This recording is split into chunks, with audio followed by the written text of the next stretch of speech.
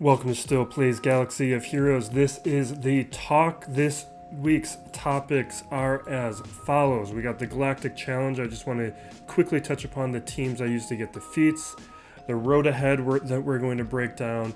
I'm just going to kind of rapid fire give some of my initial thoughts. The breakdown, you can read it yourselves or look at some other videos, but I do have some things I wanted to highlight and bring out with each of these.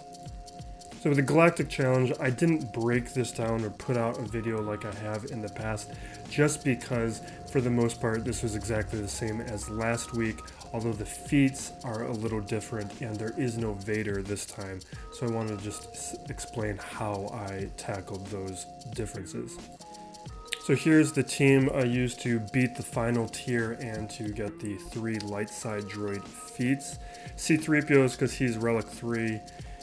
Because of JKL. BB-8's there because BB-8 drives the turn meter and makes sure you go before the Empire team does. It's pretty important for the survivability. 3 Baka here is for the shared stats, and also just to make everyone a little bit tankier, and the blind is very helpful, and the AoE with the Zeta if you have it. He was at gear 9 when I started the event, but I just needed a stun gun to bring him up to gear 10, so I did that. It took a couple attempts, but this worked for getting the light side droid feats for me. And then otherwise I used Sith Empire like I did last week to finish off the tier if you're struggling with it at all.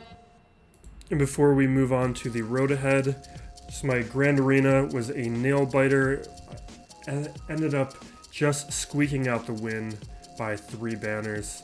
Opponent did very well clearing me in each attempt. I think the undersized battles I was doing was the difference here.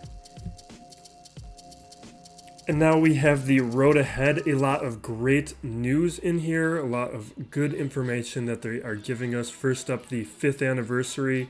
This has been getting better and better every year. I'm a 4-year player starting just after Rogue One, kind of January. So in January will technically be my 4th year.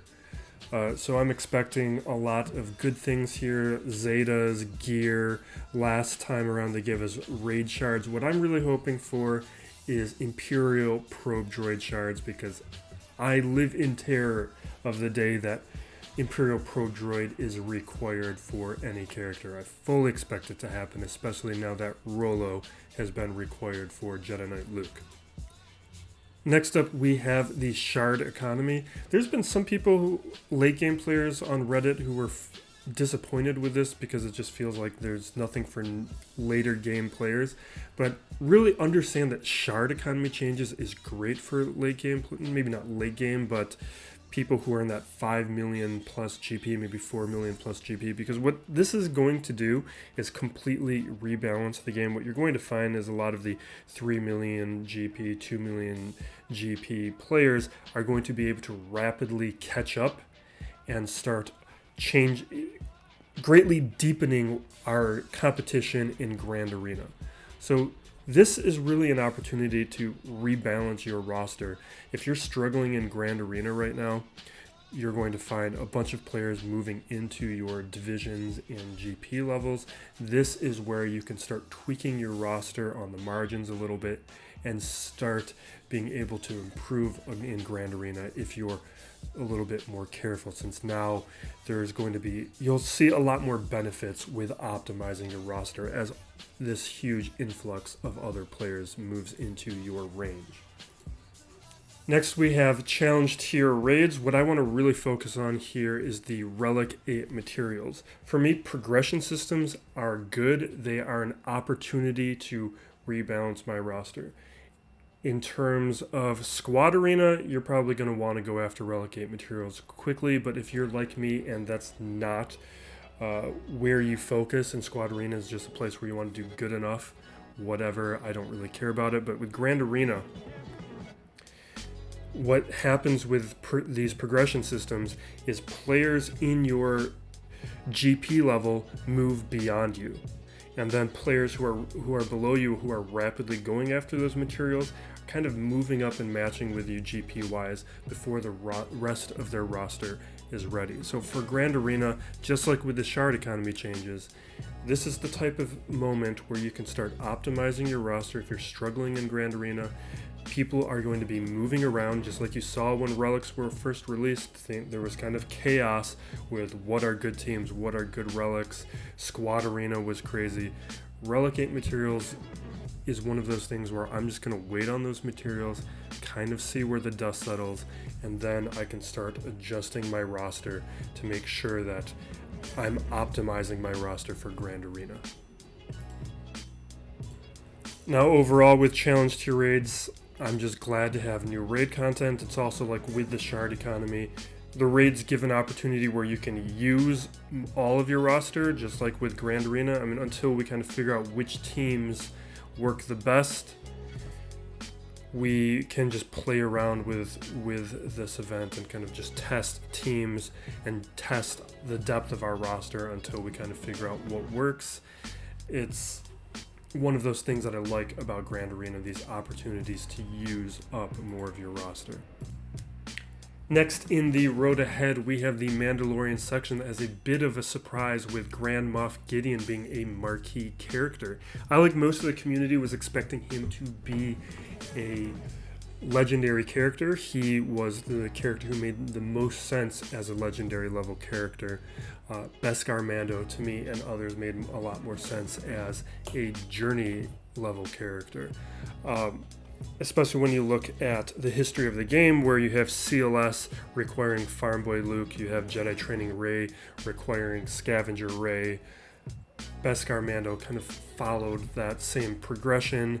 He could potentially still be a journey level character, because I think you can slot in a Moff Gideon very easily into a journey event, and then you'd have a legendary character who would be required for a journey. Now that with this news that's kind of shaken up, potentially Beskar Mando is a legendary character, which would be fine. Maybe there will be a different legendary level character. But I'm expecting with Mandalorian content things that are friendly to returning players, early and mid-game players. We are seeing with a lot of the moves that CG is making, moves that are very friendly to returning players, new players, and early and mid-game players. That's what the shard economy changes are. And when you even look at the Mandalorian characters who are going to be very desirable and attractive to newer and returning players, is they are relatively less of a hindrance and requirement. When you look at their gear requirements, only Mando right now, we'll see with IG-11, but only Mando requires Kyrotechs below gear 12. All others are relatively easy to gear up, and by relatively easy I just mean no Kyrotechs. Queel's kind of a pain with the amount of stun guns, but he doesn't require Kyrotechs until that gear 12 to gear 13. So with that, I would imagine that they want these Mando characters to be achievable by players who are coming in because of Mandalorian Season 2. I'll throw in a point of speculation here, so if you want to avoid rumors and spoilers, skip ahead a few seconds, because I want to speculate on maybe some legendary options. So 1, 2, 3. You could do Bo-Katan or Ahsoka Tano as a legendary character, a version of those characters. They're the only other ones who might make any sense, I think, to longtime Star Wars fans, but to characters who are not as familiar with Clone Wars, maybe not. Alright, so that's the end of the speculation. We are going to move on now to this next section. The other thing is there are some hints that there will be some other characters being released in-game. As many Mandalorian characters as possible. It's all fantastic. So this last section here, Future of Galactic Challenges. Actually, before we move on, I do want to speculate on the possibility of troopers finally being a legendary unlock for something. Now that P-It's been released, Moff Gideon might have a troopers tag. Back around C-3PO and Chewbacca, there was a lot of speculation on troopers being required to unlock a legendary character. I don't think you can rule out that as a possibility if it were to be like a Beskar Mando. That way you are using a faction that is opposite, for lack of a better word, to unlock a character. Anyway, future of Galactic Challenges. There's a lot of interesting information here that I think needs to be looked on, but they're more hinting at things than giving us anything very definitive. But the best news here is they're going to speed up the event. One of the things I hated the most was having to do like undersized feats on the early tiers. Now, if you complete a higher tier, it auto-completes the lower tiers. That's great. I more want the mechanics to change. The rewards, to me, are not the problem with the event. The event is still not very replayable once you beat it. I want to be able to use it as a testing mode, which it can't, especially tier 4. Tier 4 right now, the Gear 12 tier, is pretty useless, and I think that is potentially one of the best places to do testing, at least for players who are free to play and aren't wailing on characters to try them out at Relics. Tier 4 is where you can try out new releases and kind of get a feel for them at a level that is relevant to Grand Arena. Next here is they're talking about a new currency.